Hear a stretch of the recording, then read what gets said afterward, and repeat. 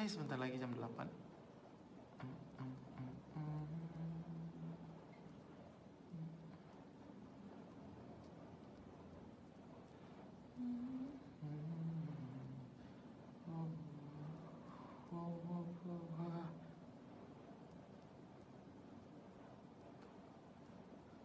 Oh my god, oke. Teman-teman semuanya yang sudah hadir, sudah masuk ke ruangan, assalamualaikum semuanya. Semoga sehat selalu, semoga panjang umur, semoga banyak rezeki. Oke, kita absen dulu yang sudah masuk ke ruangan. Siapa namanya di sana dan dari kota mana? Silahkan, boleh untuk absen dulu.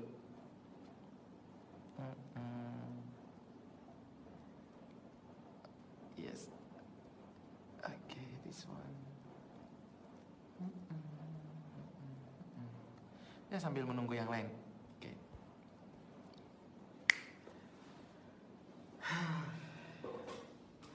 Oke, selamat datang yang sudah hadir. Saya sapa dulu satu persatu.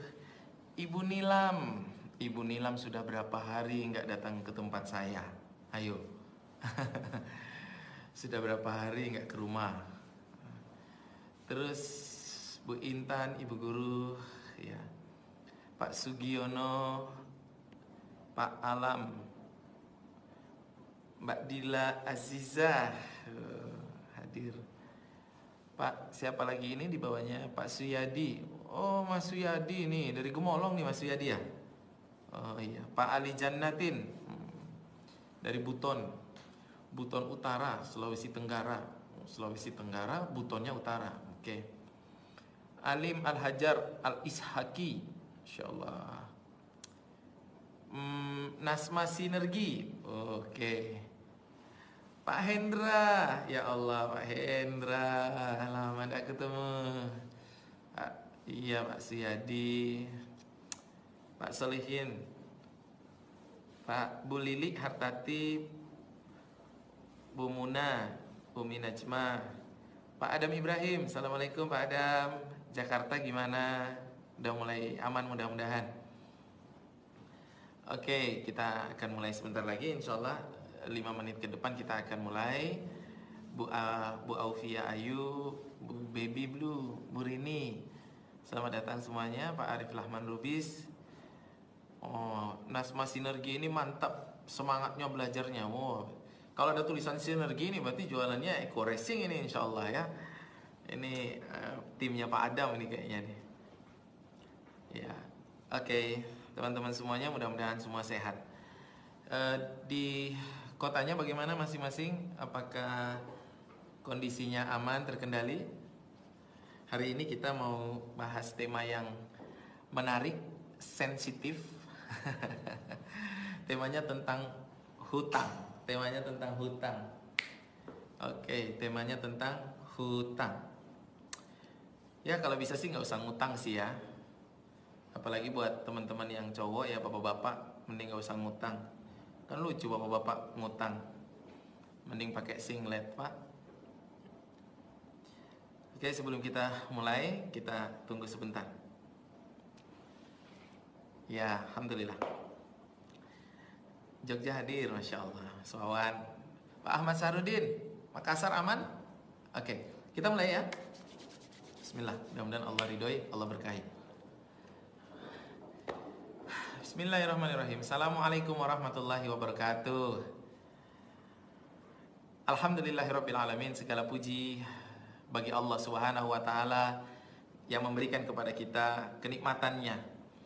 Yang begitu banyak nikmat yang kita berikan yang kita dapat rasakan hari ini, yang seandainya ada di antara kita yang ingin mencoba-coba untuk menghitung berapa nikmat yang telah Allah berikan, niscaya tidak ada yang sanggup untuk menghitungnya. Saking banyaknya nikmat yang Allah berikan kepada kita.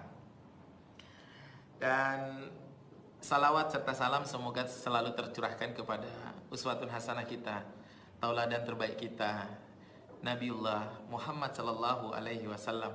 Dan juga semoga kepada keluarga beliau terlimpahkan salawat, kepada para sahabat, para tabi'in, para tabi'ut tabi'in, dan semuanya kita mudah-mudahan juga mendapatkan syafaat nanti ketika di yaumil akhir kelak. Oke teman-teman semuanya, hari ini kita akan bicara tentang sebuah tema yang menarik, yang tema ini tema gimana gitu ya. Tema yang aduh, ini kalau dibicarakan kadang-kadang nggak enak, tapi kalau nggak dibicarakan kita nggak punya ilmu, aduh gimana gitu. Dan tema ini tema sensitif, temanya tentang hutang, temanya tentang hutang.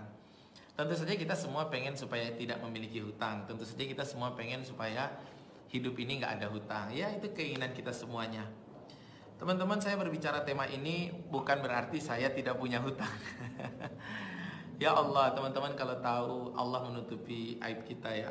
Saya juga punya hutang. Namanya pengusaha itu sebagai pribadi dan sebagai perusahaan saya juga punya hutang. Namanya pengusaha itu ya hutang piutang, dan manusia itu hutang piutang itu hal yang wajar. Hutang dalam Islam itu hukumnya boleh ya. Mubah, hukumnya ibahah. Jadi boleh. Tidak ada masalah. Walaupun ada catatan-catatan, ada adab-adab dalam berhutang, ada hutang yang tidak boleh dan lain sebagainya. Saya akan membahasnya satu persatu dan bagaimana caranya agar kita bisa melunasi hutang. Oke teman-teman, di sini saya nggak akan bertanya tentang siapa yang punya hutang, enggak. Itu biar jadi rahasia kita masing-masing. Tapi saya mau tanya, siapa yang mau hutangnya lunas? Angkat tangan, katakan saya. Sama aja ya kalau kita jawab berarti ketahuan juga kita punya hutang. Oke, teman-teman. Dalam kehidupan kita pasti ada interaksi hutang piutang ya. Jadi transaksi itu kadang-kadang meninggalkan hutang piutang, dan hutang piutang itu hukum asalnya boleh ibahah, boleh ya. Kadang-kadang kita berhutang, kadang-kadang kita memberikan piutang. Kadang-kadang kita berhutang, kadang-kadang kita memberikan piutang. Poin di materi kali ini kita akan bicara bagaimana kita agar bisa terlunas dari hutang. Tapi sebelum sampai kepada materi itu, saya ingin menyampaikan terlebih dahulu, kalau kita berhutang atau kita memberikan piutang, hal yang pertama harus kita pahami tentang adab-adab hutang piutang. Adab-adab hutang piutang. Jadi sebelum mempelajari ilmu, kita mempelajari adab. Jadi urutannya begini, yang pertama itu iman. Yang nomor satu itu apa? Iman. Setelah iman itu adab. Setelah iman itu adab. Setelah adab baru ilmu. Setelah ilmu baru amal. Jadi panjang ceritanya ya. Jadi iman, adab, ilmu, amal ya. Al ilmu qabla amal. Oke, jadi bagaimana caranya? Oke, teman-teman semuanya, yang pertama kita pahami dulu sebelum mempelajari ilmu tentang hutang, kita pelajari dulu adab-adab dalam berhutang. Yang pertama, adab yang pertama, kalau kita mau berhutang, adabnya yang pertama, jadikan hutang itu alternatif yang paling terakhir. Yang paling terakhir. Jangan memudahkan untuk senantiasa berhutang. Kalau bisa ikhtiar terlebih dahulu. Kalau bisa jualan sesuatu terlebih dahulu, lakukan sesuatu.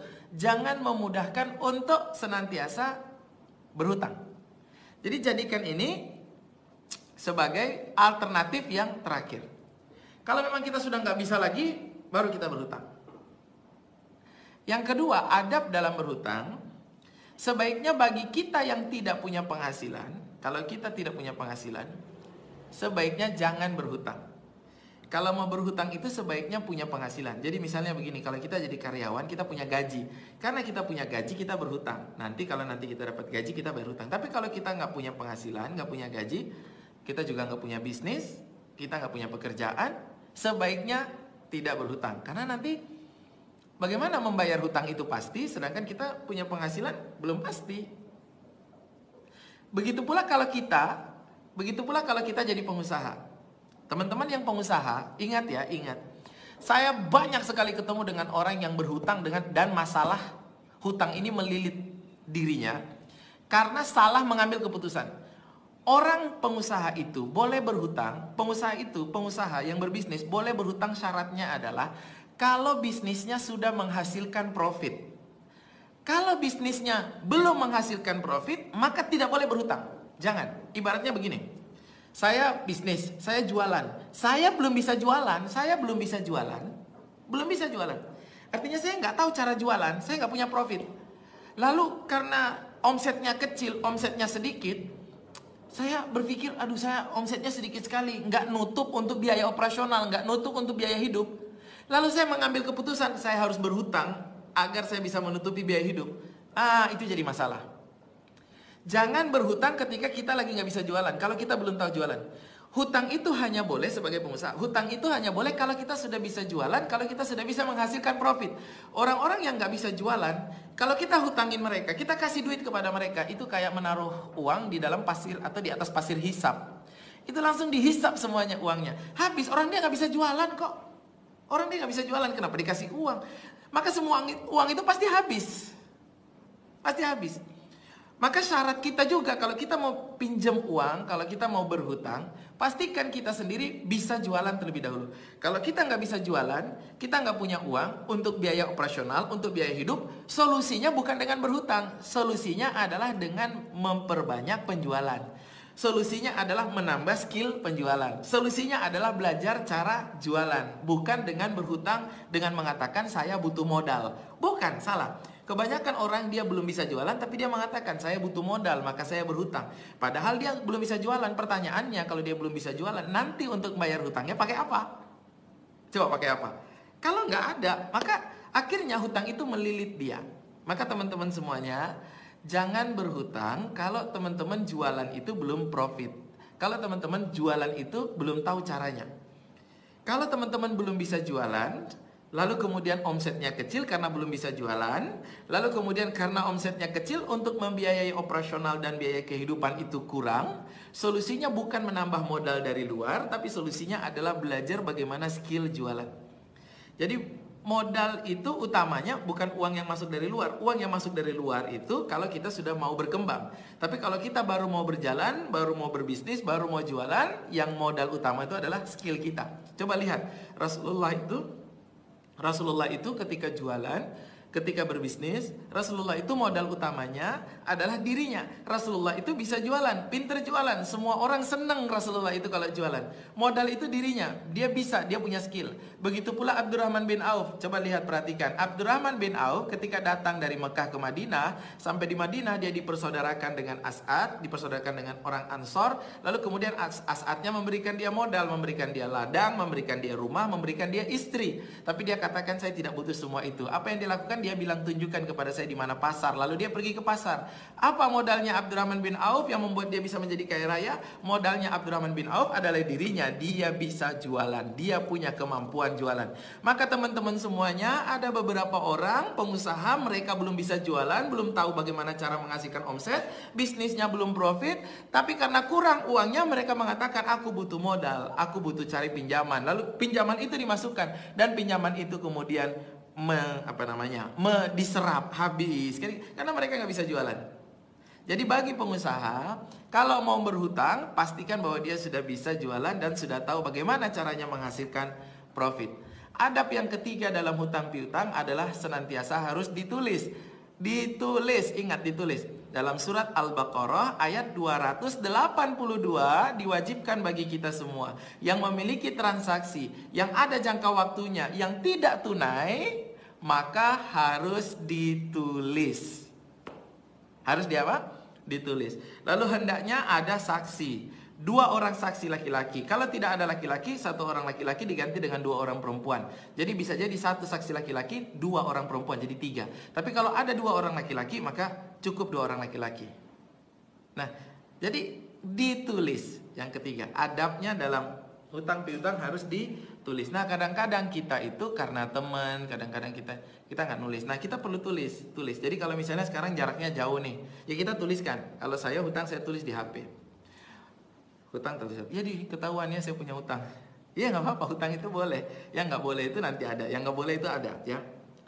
Terus adab dalam hutang berikutnya, adab dalam hutang piutang berikutnya adalah pemberi hutang tidak boleh mengambil manfaat atau tidak boleh mengambil keuntungan dari hutang yang diberikan. Karena ini nanti masuknya riba. Saya ulangi.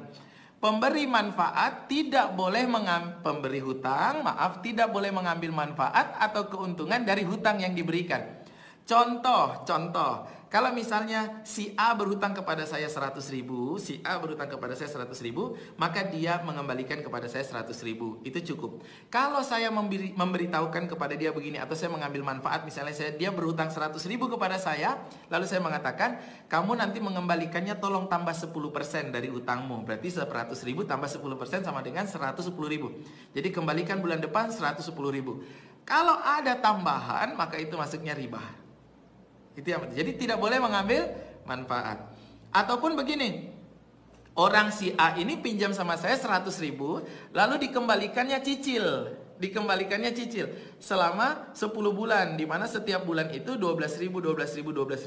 Kalau saya bilang kepada dia, kalau kamu nanti terlambat cicil, kamu tidak bisa cicil sesuai dengan tanggal tiap bulan yang telah ditentukan, maka saya akan mendenda kamu sebesar sekian persen dari yang belum kamu bayar. Maka ini juga tambahan, ini juga termasuk dalam riba kalau diambil manfaatnya. Lalu di bank syariah ada yang kayak begitu. Misalnya ada yang bilang, di bank syariah ada yang kayak begitu. Bank syariah itu kalau kita terlambat juga kita dikenakan denda. Oke, bank syariah itu dikenakan denda, tapi bank syariah tidak mengambil manfaat dari dendanya. Karena dendanya itu dimasukkan dalam qardul hasan, dimasukkan dalam dana yang akan nanti dana sosial. Jadi bank syariah itu memisahkan antara uang denda dengan uang yang dipinjam. Gitu. Uang yang dipinjam.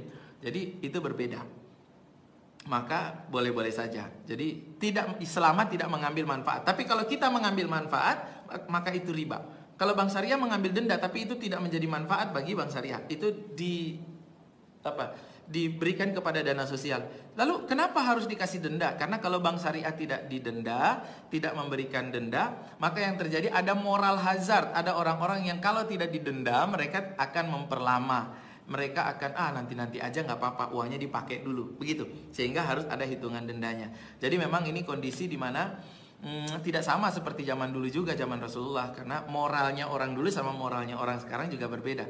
Maka ya para ulama sekarang berijtihad, boleh didenda tapi dendanya kemudian digunakan untuk hal-hal yang sosial. Jadi tidak diambil manfaatnya oleh bank syariah.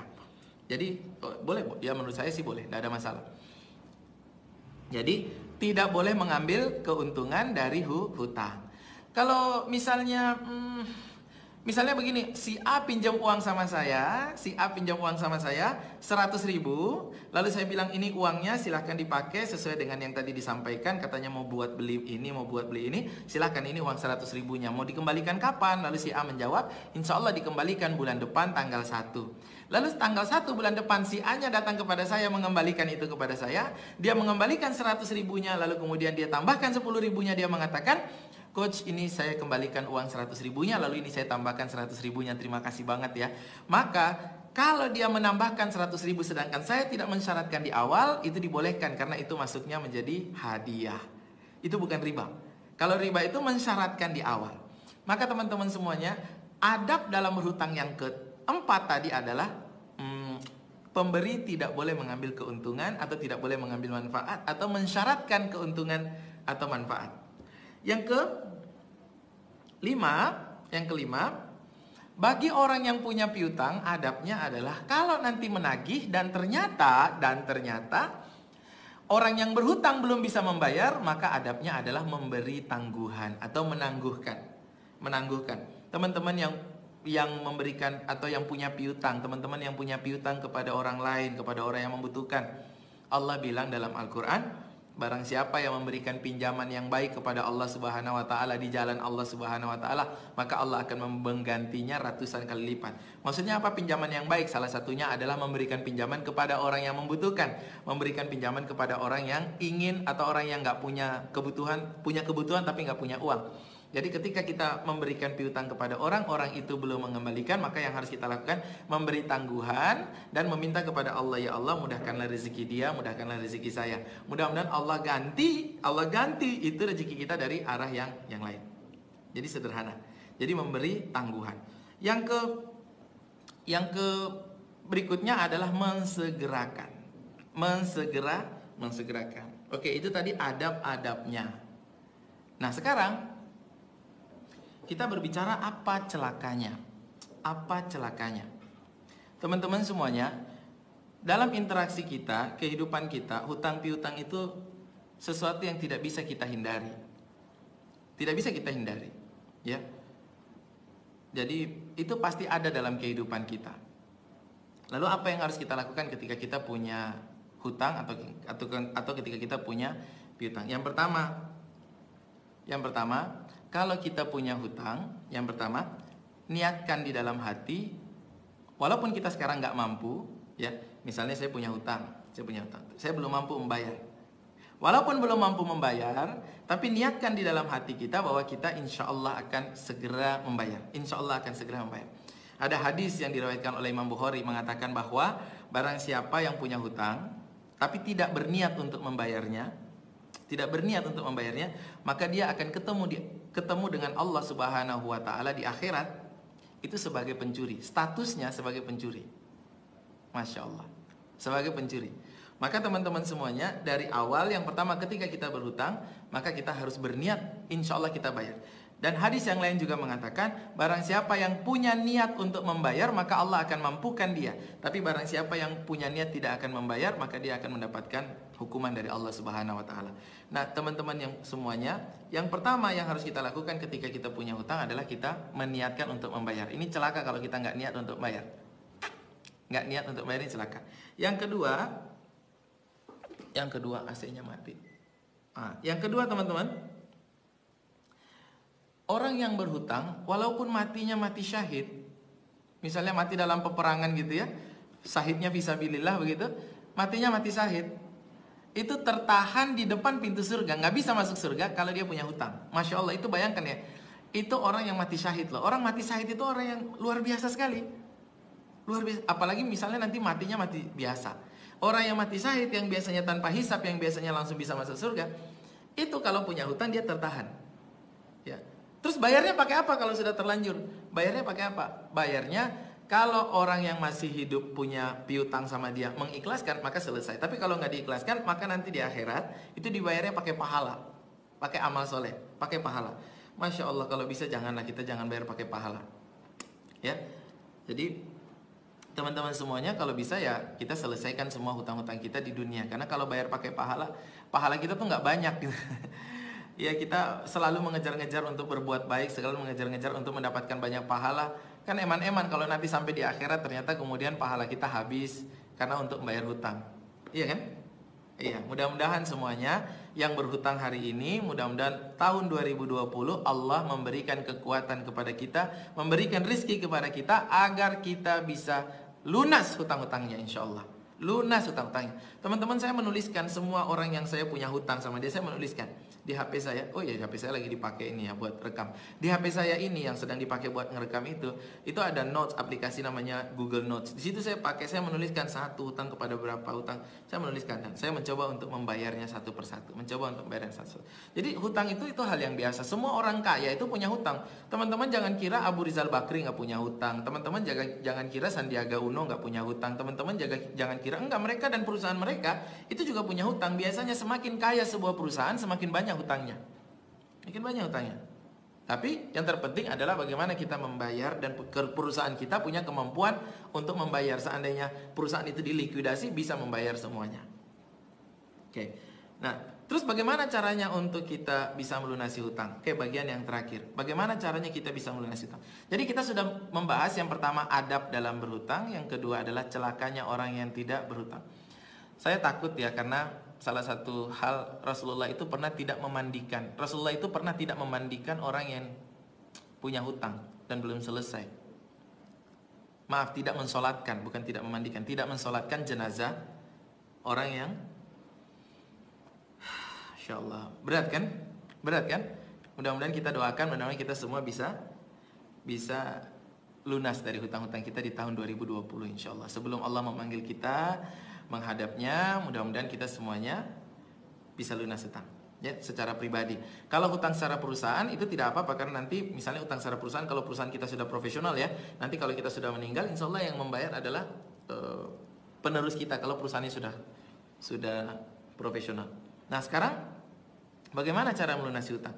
Teman-teman, ada nggak yang di sini yang pengen hutangnya lunas? Angkat tangan. Katakan saya. Ada nggak yang pengen hutang lunas? Kalau teman-teman pengen hutang lunas, tulis saya. Mudah-mudahan semua yang menuliskan, saya pengen hutangnya lunas. Ya Allah, mudahkanlah semua yang menuliskan pengen hutangnya lunas. Mudahkan mereka ya Allah. Berikan mereka rezeki ya Allah. Berikan kami semuanya rezeki ya Allah. Agar kami bisa lunas hutang di tahun 2020 ini. Semua selesai hutang-hutang pribadinya. Top. Ya. Oke, bagaimana cara dan bagaimana kita melunasi hutang? Oke, teman-teman semuanya, ada sebuah hadis. Ya, dan ini hadisnya sangat populer. Hadis ini bercerita tentang seseorang sahabat namanya Abu Umamah. Ya, Abu Umamah. Abu Umamah ini dia sahabat Nabi. Suatu ketika Nabi itu pergi ke masjid. Abu Umamah itu ada di masjid. Nabi itu datang ke masjid. Itu sekitar mungkin ya siang gitu ya, jam-jam 10, jam 9, jam 10. Jam 9, jam 10-an begitu. Bukan jam sholat gitu. Itu jam dimana orang sedang sibuk-sibuknya bekerja.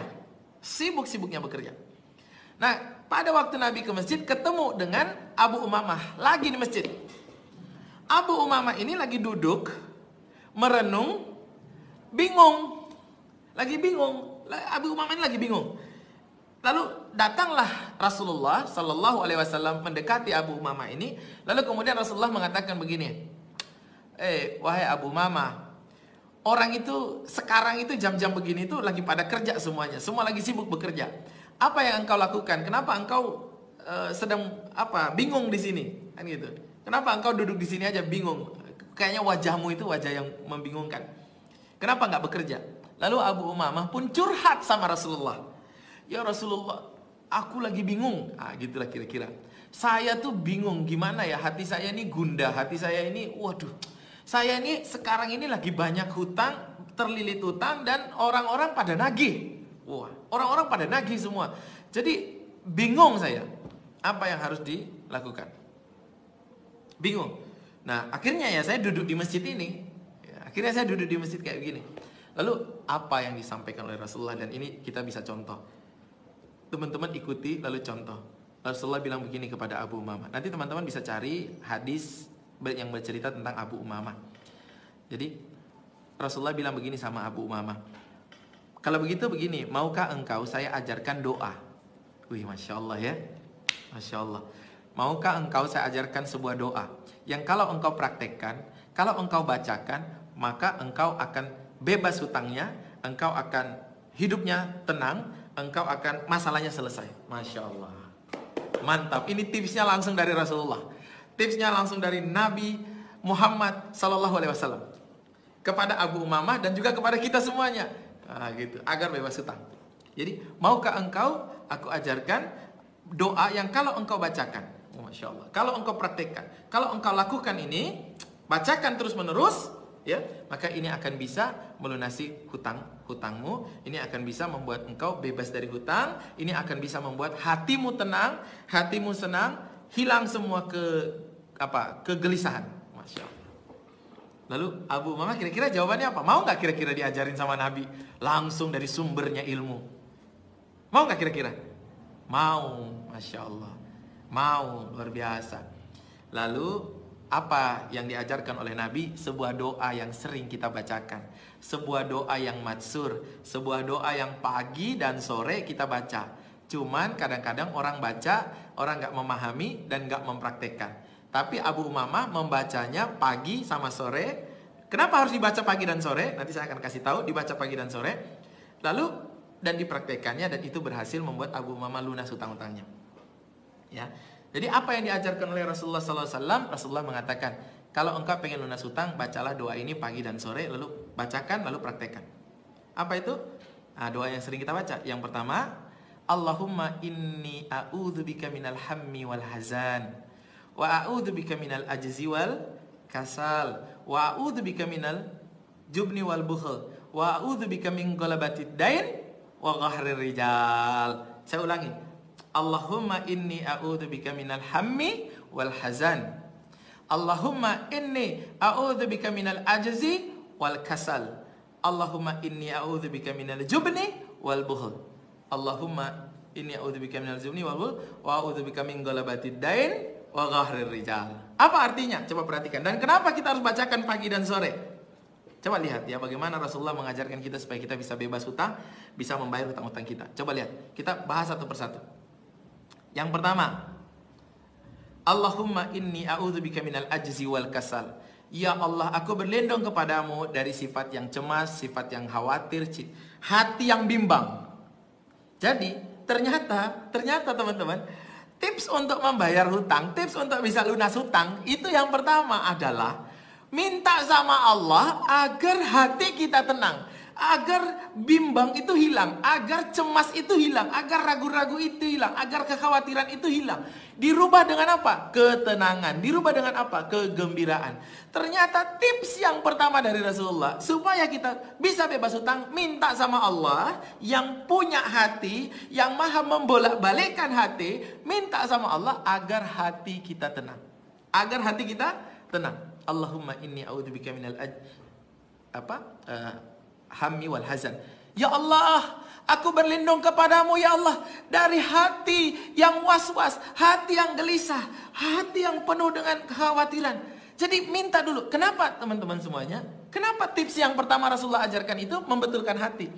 Teman-teman, kalau hati kita tuh lagi was-was, kalau hati kita tuh lagi gundah, hati kita tuh lagi gulana, hati kita tuh lagi khawatir, lagi aduh ini gimana nih? Maka kita tuh nggak bisa tenang, kita nggak bisa melihat solusi, kita nggak bisa melihat peluang, kita nggak bisa kerja. Intinya kalau hati itu lagi nggak enak, kita nggak bisa gerak. Maka caranya agar kita bisa kerja, caranya agar kita bisa melihat peluang, caranya kita harus minta hatinya dibersihkan dulu sama Allah. Pemilik hati itu Allah, minta dibersihkan. Jadi gini teman-teman, jadi kayak kita lagi naik mobil, lalu kemudian ada hujannya deras sekali, sehingga saking derasnya itu kaca mobil kita itu sampai ketutupan, kita nggak bisa ngelihat jalan.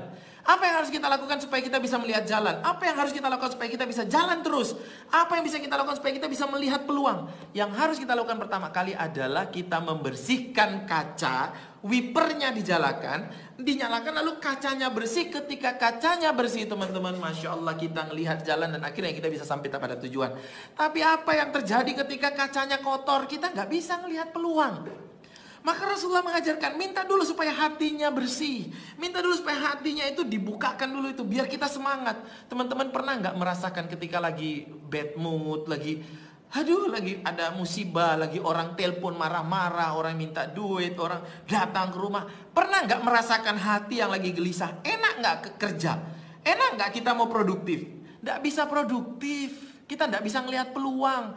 Yang ada tuh nggak enak di hati ini. Maka tips yang pertama dari Rasulullah itu minta hatinya dibersihin dulu. Kenapa minta sama Allah? Karena yang punya hati itu Allah. Yang maha membolak-balikan hati itu Allah. Ya mukallibal qulub. Yang maha memegang hati, membolak-balikan itu Allah semuanya. Dan bagaimana caranya kita supaya bisa tenang? Dan bagaimana caranya supaya kita bisa hatinya reda, biar tidak bergejolak, hatinya harus tenang. Caranya adalah apa? Bizikrillah tatmainnul qulub. Mengingat Allah.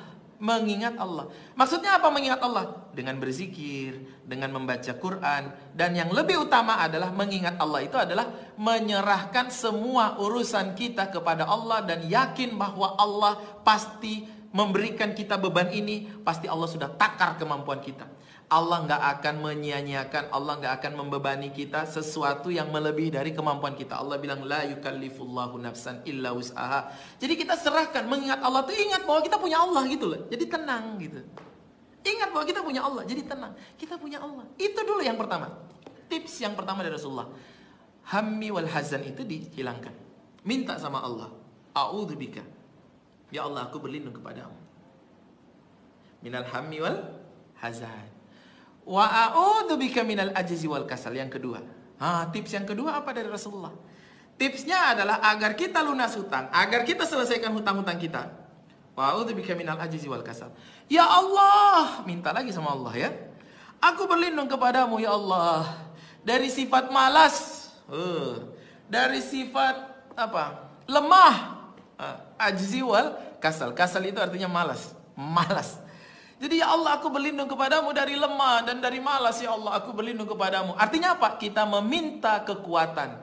Kita meminta, ya Allah, kuatkanlah saya. Artinya apa? Tips yang kedua adalah kerja. Tips yang kedua ikhtiar. Tips yang kedua ayo ndang gawe gitu kalau kata orang Jawa. Ayo keluar rumah. Jangan hanya di rumah, enggak boleh. Harus ketemu orang, ke sana kemari, ketemu orang. Teman-teman, ketika hidup kita susah, kita mencari pertolongan Allah, kita jangan diam, kita harus bergerak. Sebagaimana kita harus berusaha dulu, teman-teman. Sebagaimana usahanya Ibunda Hajar ketika tidak punya minuman, tidak punya makanan, lalu kemudian anandanya Ismail alaihissalam itu menangis. Yang dilakukan oleh ibundanya adalah berlari ke sana kemari. Setelah 7 kali lari antara Safa dan Marwah, lalu kemudian airnya keluar tepat di kakinya anaknya Nabi Ismail.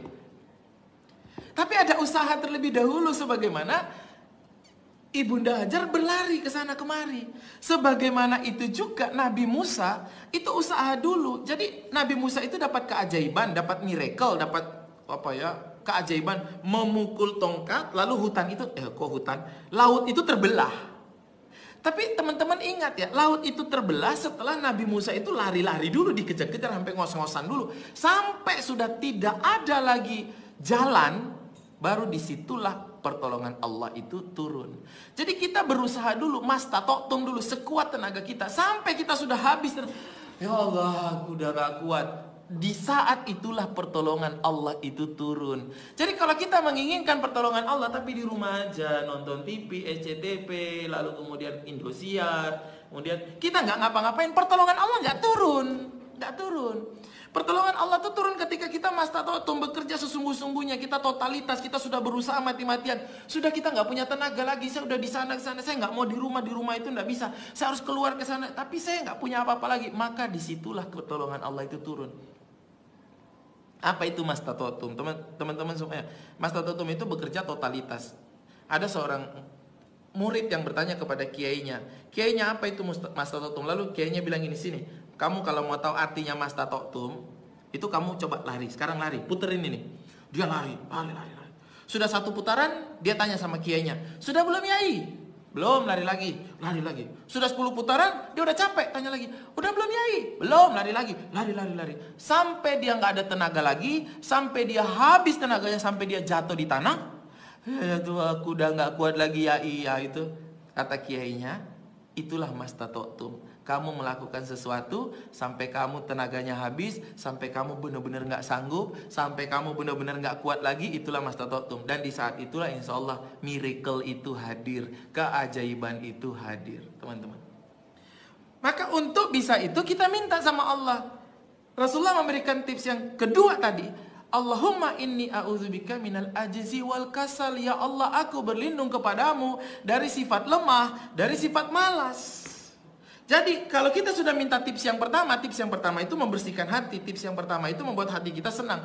Tips yang pertama itu menghilangkan gundah. Tips yang pertama itu adalah membuat hati kita khawatirnya hilang. Dan kalau khawatirnya sudah hilang, kita sudah bisa melihat peluang. Langkah kedua, langkahkan kaki keluar rumah, ketemu si A, ketemu si B, ketemu si C, cari peluang. Soal peluangnya nanti ketemu di mana, Allah yang ngatur. Tugas kita bukan itu. Tugas kita ikhtiar, tugas hasil itu Allah yang ngatur.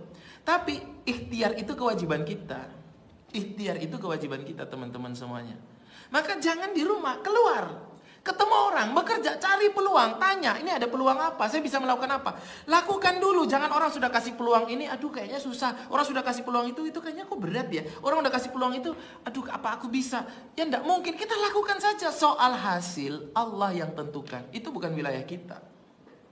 Mungkin kita akan melakukan A, lalu kemudian kita gagal, kemudian kita melakukan B, mungkin kita gagal, kita melakukan C, lalu kita gagal lagi.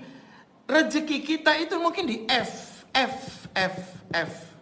Tapi teman-teman semuanya, F itu hanya bisa datang, hanya bisa dapat kalau kita memulai A. Kalau kita tidak memulai A, F-nya nggak bakalan nyampe kita di F, teman-teman. Nggak bisa sampai di F. Maka ikhtiar, Rasulullah mengajarkan, minta supaya kita malasnya hilang, minta supaya kita lemahnya hilang, minta supaya kita dikasih kekuatan. Itu tips kedua Rasulullah kepada Abu Umamah. Kalau kita sudah punya kekuatan, kita sudah bekerja, kita sudah dapat peluang, kita sudah ketemu orang. Orang kasih, coba kamu kerjakan itu, coba kamu kerjakan itu. Coba yang ini, coba begitu, coba begini. Lalu kemudian, kita mulai kerjakan. Kita mulai kerjakan. Nah, tips yang ketiga, yang diberikan oleh Rasulullah kepada Abu Umamah ketika kita sudah mulai dapat kekuatan, sudah mulai lemahnya hilang, malasnya hilang, kita sudah mulai bekerja. Maka Rasulullah mengajarkan yang ketiga doanya adalah Allahumma inni a'udzubika minal jubni wal bukhl. Ya Allah, aku berlindung kepadamu ya Allah. Aku berlindung kepadamu ya Allah. Minal jubni wal bukhl. Apa itu teman-teman? Dari hati yang pelit, dari hati yang demit, dari hati yang kikir. Jadi yang ketiga ternyata tipsnya adalah Rasulullah mengajarkan kita kalau kita mau bebas hutang, kita minta sama Allah agar Allah memberikan kepada hati kita bebas dari sifat yang pelit. Maksudnya apa? Sedekah. Sedekah, teman-teman, kasih. Kalau kita sudah ikhtiar untuk memudahkan kita sampai kepada titik F tadi, memudahkan titik F tadi, ada percepatannya. Mau ada percepatan, teman-teman mau nggak ada percepatan dalam lunas hutang? Sedekah. Makanya Rasulullah mengajarkan, mintalah doa supaya kita hilang tuh sifat dalam hati kita pelit, sifat dalam hati kita kikir, sifat dalam hati kita yang suka apa ya? Kalau orang tempat saya tuh di Ambon tuh bilang kawaja. Kawaja itu pelit ya, orang dia nggak ngasih, dia nggak memberikan. Jadi teman-teman, bagaimana sih kita sedekah itu? Gini, sedekah kalau secara waktu, pertama ada sedekah subuh, sedekah pagi. Ini tips bagi saya, bagi kita semua teman-teman. Ini sedekah ini membuat kita terjadi percepatan. Ada namanya kecepatan, ada namanya percepatan. Percepatan ini Allah yang bikin. Yang tadinya kita sampai F itu seharusnya kita 1 bulan, atau kita sampai F tadi yang rezeki kita banyak tadi itu mungkin 1 tahun. Tapi karena kita sedekah, Allah majukan tuh, Allah bikin kecepatan. Saat Allah tarik ke depan 1 bulan, atau kita sudah kerja tiba-tiba 1 minggu, itu cepat, ada percepatan. Untuk adanya percepatan ini butuh kita pancing dengan sedekah. Ini tips dari Rasulullah. Rasulullah bilang minta supaya hati kita tuh nggak pelit, hati kita nggak pelit. Maka sedekah. Nah sedekah itu ada secara waktu. Pertama ada sedekah subuh. Jadi setiap subuh sebaiknya, atau sedekah pagi. Ya sedekah pagi ini kayak Nabi Sulaiman, ini sedekahnya sedekah pagi. Jadi ini bisa menghindarkan kita dari bala, menghindarkan kita dari bencana, bahkan membuat kita mendapatkan lebih banyak lagi hadiah, mendapatkan lebih banyak lagi uang, mendapatkan lebih banyak lagi rezeki. Yang kedua, secara waktu itu kita juga bisa sedekah itu sedekah Jumat. Jadi kalau kita coba sedekah pagi, setiap pagi kita sedekah, ya. Kita juga bisa sedekah setiap Jumat. Setiap Jumat mungkin kita mungkin agak besar dikit lah kita sedekahnya ya. Kita juga bisa sedekah Jumat. Nah, secara waktu ada juga sedekah Ramadan. Sedekah Ramadan. Sedekah Ramadan berarti sedekah di bulan Ramadan. Nah, sedekah Ramadan ini pahalanya berkali-kali lipat. Keberkahannya berkali-kali lipat. Saya punya ibu saya tuh, setiap hari Jumat dulu waktu saya masih SD, itu dia selalu pakai kertas, lalu kemudian dia lipat uangnya di dalam di kertas, dia tuliskan keinginannya dia kayaknya tuh ya. Jadi dia isi, lalu kemudian dia solawatin. Dia selalu bilang ini uang solawat, tolong masukkan ke masjid. Dia solawatnya Allahumma salli ala Sayyidina Muhammad wa ala ali Sayyidina Muhammad. Atau bisa pakai solawat yang lebih panjang lagi. Ya wa barik ala Ibrahim wa ala ali Ibrahim. Nah, dan sampai fil alamina innaka hamidum majid sampai terakhir. Itu juga bisa lebih panjang lagi, itu sholawat panjang. Sholawat lalu sampaikan keinginan kita, ya Allah saya punya hutang sama si A. Sesungguhnya tanpa pertolonganmu, sesungguhnya tanpa bantuanmu, hamba tidak punya daya, hamba tidak punya upaya. Hamba memohon ya Allah, mudah-mudahan engkau berikan percepatan, engkau berikan hamba rezeki, mudah-mudahan hamba bisa untuk membayar hutang. Masukin teman-teman. Dan jangan 2000 lah. 2000 itu kalau mau ke toilet umum di pom bensin. Ya, perbesar. Jadi teman-teman, kita biasakan sedekah. Karena ini tipsnya dari Rasulullah. Tips yang ketiga, teman-teman. Ini melakukan percepatan. Jadi yang pertama tipsnya adalah kita minta supaya hati kita bersih. Tips yang kedua adalah kita minta supaya kita diberikan kekuatan. Lemahnya hilang. Kita kerja. Tapi kalau kita hanya mengandalkan kerja kita sendiri, teman-teman, Percepatannya nggak ada kalau kita mengandalkan diri kita sendiri. Percepatannya nggak ada. Lama teman-teman. Lama diri kita ini bisa apa sih? Kita ini punya apa sih? Lama teman-teman. Maka yang harus kita lakukan, kita sedekah. Bismillah. Ya, sedekah. Jadi usahakan setiap pagi misalnya Jumat apalagi ya. Ada teman-teman kita tuh Ustadz Andre Raditya itu sedekah Jumat. Nah, itu kita bisa nitip di situ. Atau mungkin ada komunitas-komunitas lain kita bisa nitip di situ. Atau kalau kita nggak nitip komunitas, oke kita bawa aja ke masjid gitu ketika sholat Jumat. Kalau sekarang nggak ada sholat Jumat ya di mana aja, yang penting hari Jumat karena itu hari yang penuh berkah. Kita memohon di situ, meminta sesuatu, dikasih tambah dengan sedekah, boom, langsung 10 kali lipat. Hasilnya lebih bagus, lebih cepat daripada hari-hari biasanya. Nah teman-teman semuanya, tips yang ketiga adalah sedekah. Baru kemudian yang keempat, kalau kita sudah sedekah, baru tips yang keempat, minta sama Allah. Ya Allah, Allahumma inni a'udzubika min galabatid dain wa ghahrir rijal. Ya Allah, aku berlindung kepadamu dari galabatid dain, lilitan hutang. Wa ghahrir rijal, siapa itu ghahrir rijal? Rijal itu orang, ghahrir rijal itu ya orang yang suka nagih hutang gitu. Apa namanya sekarang itu? Debt collector. Ya Allah, aku memohon kepadamu dari orang yang suka nagih-nagih hutang, yang suka marah-marah, yang suka kalau datang ke rumah suka ancam-ancam. Ya Allah, itu minta sama Allah. Insyaallah. Itu yang keempat. Nah, doa ini sebenarnya doa yang matsur, doa yang sering dibacakan. Tapi orang yang membacakannya tidak hutangnya lantas tidak hutangnya lantas hilang atau lunas kalau tidak mempraktekkan apa yang dia doakan. Lalu kenapa kita harus membacakannya pagi dan sore? Agar itu di kepala kita terus menerus. Itu afirmasi teman-teman. Doa itu afirmasi. Kenapa pagi dan sore? Agar kita afirmasi. Zikir itu afirmasi. Jadi kalau dalam bahasa kita sekarang afirmasi kita bilang Allahu Akbar. Itu afirmasi biar kita selalu meyakini Allah Maha Besar, Allah Maha Besar, Allah Maha Besar, Allah Maha Besar. Jadi agama kita ini bukan agama-agama yang agama-agama yang ajaib-ajaib dengan kata-kata atau nanti sesuatu bisa berubah. Enggak, kita harus ada usahanya gitu. Soal yang merubah itu Allah, tapi kan ada usahanya. Maka doa ini kalau dibacakan pagi dan sore, ingat jangan lupa ikhtiarnya, jangan lupa usahanya, jangan lupa melakukan, mempraktekkan apa yang kita doakan. Kenapa didoakan pagi dan sore? Agar kita kepikiran terus, agar kita mengafirmasi diri kita terus, agar kita, ya Allah aku harus kuat, ya Allah aku harus kuat, ya Allah aku harus sedekah, aku harus sedekah, aku harus sedekah, aku harus kuat. Dibacakan terus menerus, lakukan terus menerus. Insya Allah dalam waktu dekat selesai, satu persatu selesai. 2020 insya Allah bebas hutang.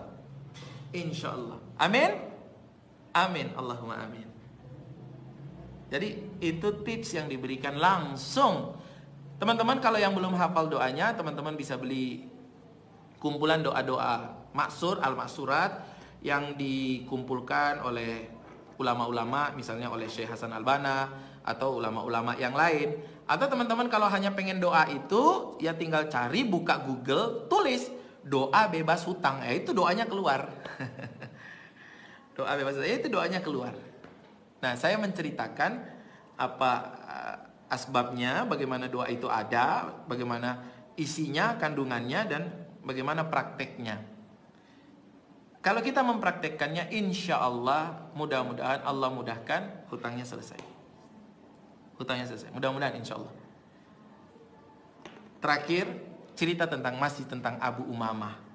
Saya mau cerita ini menarik tentang Abu Umamah.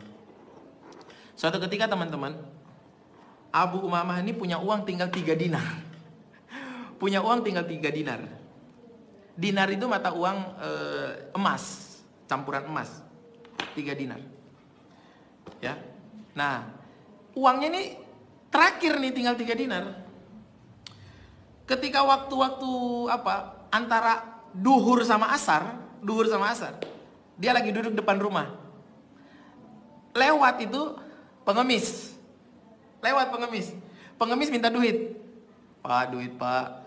Udah 3 hari belum makan KFC. Kira-kira begitulah itu kalau bahasa sekarang. Jadi Pak minta duit Pak. Lalu Abu Umamah ini enggak tega dia kalau enggak ngasih. Ya, dia ngasih uang 1 dinar. Ngasih uang 1 dinar kepada pengemis. Pengemisnya pergi. Baru ngasih, ya namanya pengemis yang lain ngelihat temennya datang dan dikasih. Pengemis yang kedua datang. Minta lagi Pak, minta uang. Dikasih lagi 1 dinar. Uangnya tinggal 1 dinar. Uangnya Abu Umamah tinggal 1 dinar. Datang pengemis yang ketiga. minta lagi. Ya Allah, ini kalau ini terjadi pada kita, mungkin berat ya kita ngasih orang ketika kita juga nggak punya gitu ya. Tapi ya beginilah para ulama, dan definisi dari dermawan. Seseorang yang dermawan itu bukan seseorang yang memberikan kepada orang lain apa yang orang itu butuhkan. Seseorang yang dermawan itu adalah seseorang yang memberikan kepada orang lain apa yang dia sendiri butuh. Masya Allah. Teman-teman, saya ulangi ya. Seseorang yang dermawan itu bukan orang yang memberikan kepada orang lain apa yang orang lain itu butuh. Itu mudah teman-teman kalau begitu. Jadi ada orang butuh apa? Butuh motor. Saya punya motor 5 gitu. Dia mau pinjam, ambil. Bawa. Saya masih punya 5 gitu. Dan saya juga nggak kemana-mana. Gampang. Ada orang butuh uang. Saya punya uang banyak. Kamu butuh berapa? 10.000. Saya masih punya 10 juta. Ini 10.000. Gampang. Dermawan itu teman-teman, orang yang memberikan kepada orang lain apa yang dia sendiri lagi butuh hari itu. Masya Allah. Kita bisa nggak itu ya? Nah, ini Abu Umamah ini punya tinggal 1 dinar. Datang pengemis yang ketiga, minta 1 dinar. Kasih Abu Umamah. Sampai maulanya. Maula itu apa ya? Maula itu dalam bahasa Arab banyak ya. Maula itu bisa berarti istri, bisa berarti suami, bisa berarti kerabat, bisa berarti paman, bisa berarti bisa berarti wali. Nah, jadi maulanya dia itu kita anggap saja, ini tergantung konteks nanti kalau bicara maula. Jadi anggap aja misalnya tukang masak lah di tempat dia itu, tukang masak. Tukang masak di tempat Abu Umamah itu bilang begini, itu uangnya kok dikasih semua? Terus buat kita masak mana? Nggak ada buat masak nih, nggak ada uang. Masya Allah, nggak ada uang. Lalu Abu Umamah juga bingung, gimana ya? Mereka juga nggak ada uang. Akhirnya dia nggak punya uang. Abu Umamah ini dia tidur sambil nunggu asar. Dia tidur ada di depan rumahnya itu ada dipan gitu. Dia tidur. Datanglah waktu asar. Dia berangkat ke masjid. Nah, pembantunya dia ini masuk ke kamarnya Abu Umamah, mau bersihkan kamar. Mau masak nggak ada duit, akhirnya bersih-bersih. Pas ngangkat kasur, ada uang teman-teman, 300 dinar. 300 dinar ada uang. Langsung maulanya bilang begini, pembantunya bilang begini,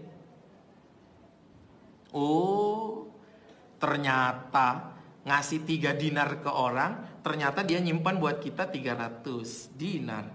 Ya, kita semua udah kaget, kita semua udah panik, gak punya uang. Ternyata Abu Umamahnya nyimpan uang 300 dinar. Sudah disisihkan dulu buat kita, sisanya dikasih, gitu kata pembantunya. Lalu dari uang itu diambil buat masak, makanannya spesial hari itu. Habis Isya, Abu Umamahnya pulang. Dari masjid asar sampai Isya. Habis Isya Abu Umamahnya pulang, makan malam, makanannya mewah sekali.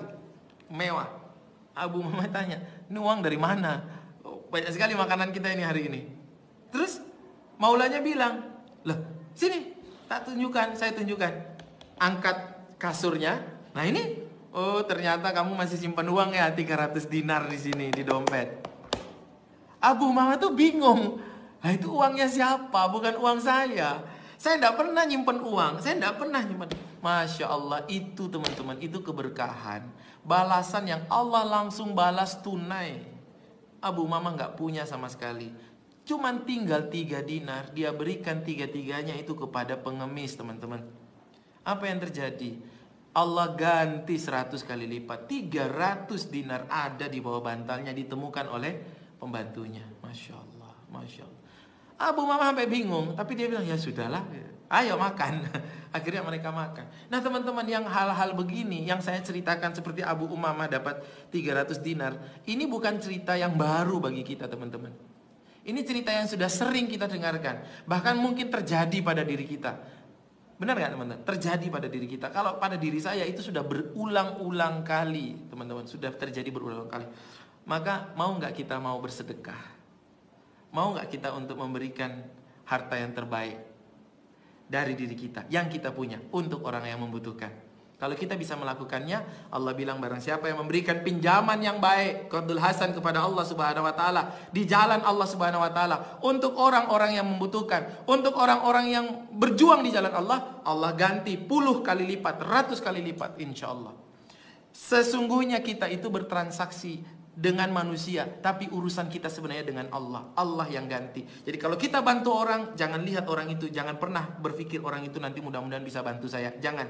Tapi kita bantu orang, tagihnya sama Allah. Ya Allah, saya bantu orang, niatnya karena Engkau ya Allah. Dan ini sekarang saya susah ya Allah. Dan ini sekarang saya nggak punya uang ya Allah. Dan ini sekarang saya sedang ditagih-tagih hutang ya Allah.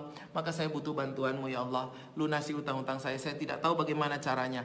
Nah teman-teman, kita mintanya sama Allah. Interaksinya, transaksinya sama orang, tapi mintanya sama Allah yang maha memiliki segala-galanya. Tidak ada yang tidak mungkin bagi Allah. Teman-teman semuanya, lakukan 3 tips yang Rasulullah sampaikan kepada Abu Umamah, dan ini jadikan pelajaran bagi kita. Yang pertama, selalu minta agar hati kita tenang. Setiap pagi habis sholat setiap pagi habis sholat subuh, minta sama Allah supaya hati kita tenang, supaya kita bisa bekerja dengan baik di hari itu. Lalu sepanjang hari, kalau sudah jam 6 pagi, jangan di rumah, keluar.